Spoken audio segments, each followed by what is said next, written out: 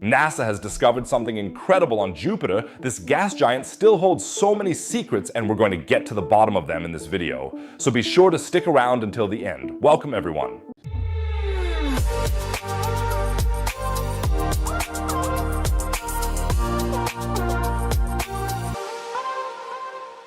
Today we're going to take a closer look at the largest planet in our solar system. If you enjoy videos like this, please consider subscribing or giving the video a like. Every interaction helps me out. Thank you so much. Jupiter has fascinated humanity for a long time, and in fact, one of the most spectacular events in recent astronomical history took place right there on Jupiter, the impact of the Shoemaker-Levy Comet.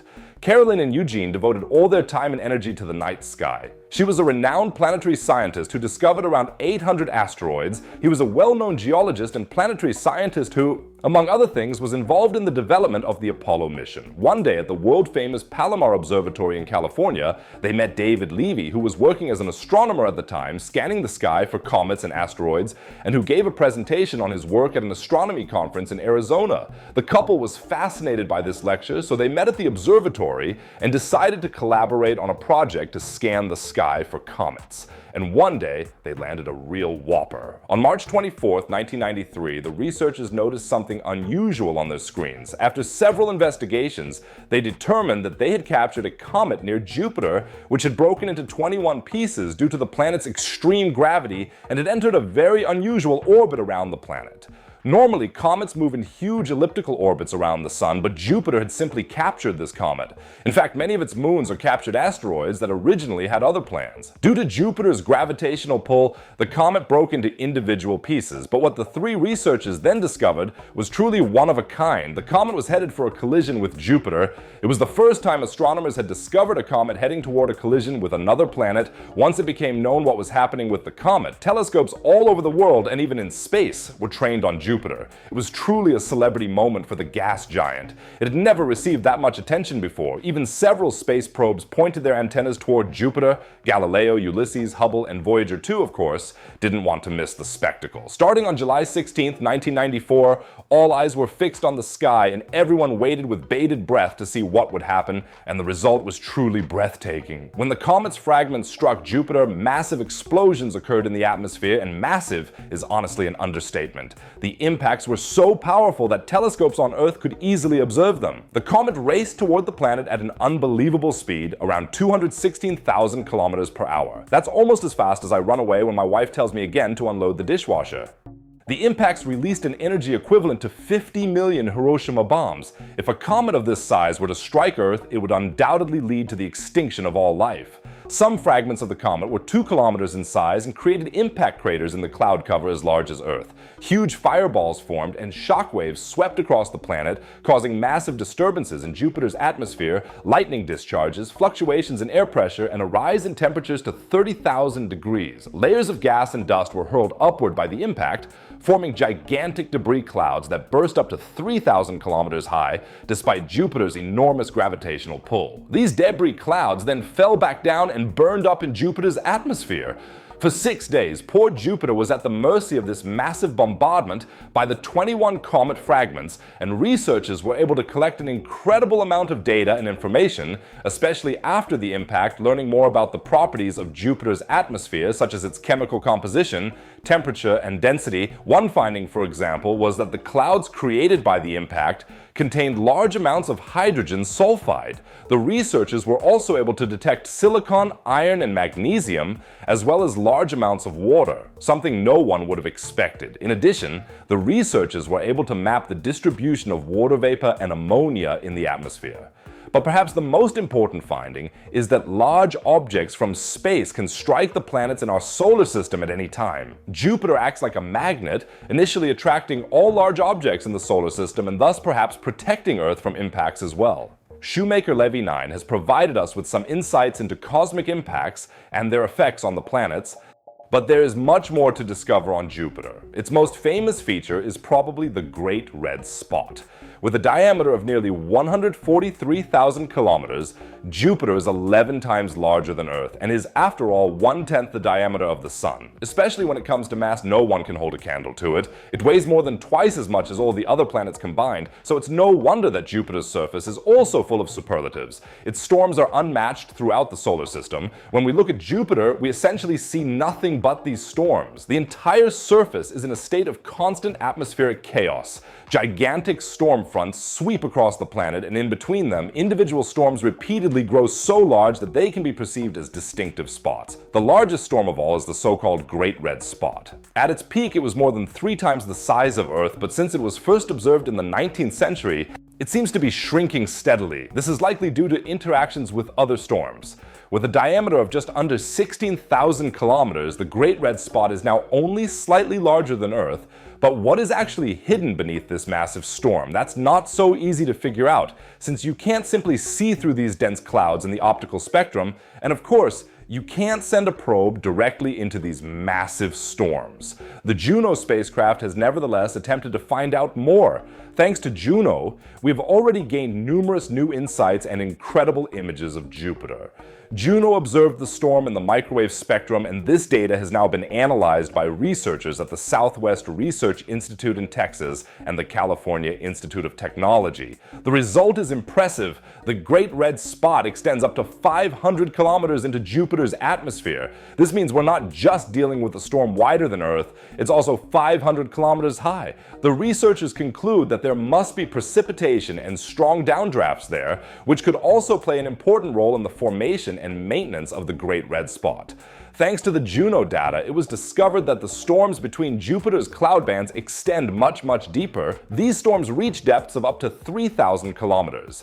It appears then that the smaller storms are much more stable and firmly anchored in Jupiter's gas envelope than the Great Red Spot, which, due to its comparatively shallow depth, is susceptible to changes in size. So if this trend continues, the Great Red Spot may soon disappear entirely. By the way, this is all still uncharted scientific territory because storms on Earth work very differently than on gas giants. Let's now shift our focus from Jupiter's interior to its exterior. One of the first truly high-resolution and detailed images of Jupiter was this one, taken by the Voyager 1 spacecraft in 1979. Since then, of course, a lot has happened in Jupiter research, the highlight of which was undoubtedly the Juno mission, whose sole purpose is to study Jupiter and its moons in greater detail. It has been in orbit around Jupiter since 2016, and the mission is set to continue at least until 2025. Over all these years, Juno has, of course, captured impressive images of the gas giant and its moons, such as this seemingly surreal shot of Jupiter's south pole. You could also say that Jupiter has a very photogenic rear end. And now we've taken another technological leap forward and are seeing Jupiter in a whole new light. The James Webb Space Telescope has taken a closer look at the gas giant. The new images are many times more detailed than anything we've seen before. First of all, it's striking that we can see Jupiter's gas layers and storms clearly and with high contrast. As we already observed during the Voyager probe's approach, Jupiter's surface consists entirely of rotating gas bands. The Great Red Spot appears particularly bright here because the James Webb operates in the infrared spectrum, and the dense high clouds of this gigantic storm reflect a significant amount of infrared radiation. But all the other small spots are also storms. While they appear small in comparison to the Great Red Spot, they would still easily dwarf any storm on Earth. The images also show beautiful auroras at Jupiter's north and south poles. Auroras are not a purely terrestrial phenomenon. They occur when the energetic solar wind encounters a planet's magnetic field and is transported along these magnetic lines to the planet's poles. There, the solar wind collides with the molecules in the atmosphere, ionizing them, and they begin to glow. Since Jupiter is a gas giant, there is naturally much more material here that can be ionized. Consequently, we have massive auroras, which we can see impressively in this James Webb image. The molecular composition of Jupiter's gas layers is also quite different from that of Earth, so the auroras usually have different colors in the optical spectrum. This is because different colors are produced depending on which gases interact with the solar wind. This is Jupiter's inconspicuous ring system. Many people don't even know that Jupiter has rings. Jupiter's rings are 1,000,000 times fainter than the planet itself, and therefore not visible at all in most telescope images. but the revolutionary sensitivity of the James Webb Space Telescope makes it possible to see them so clearly.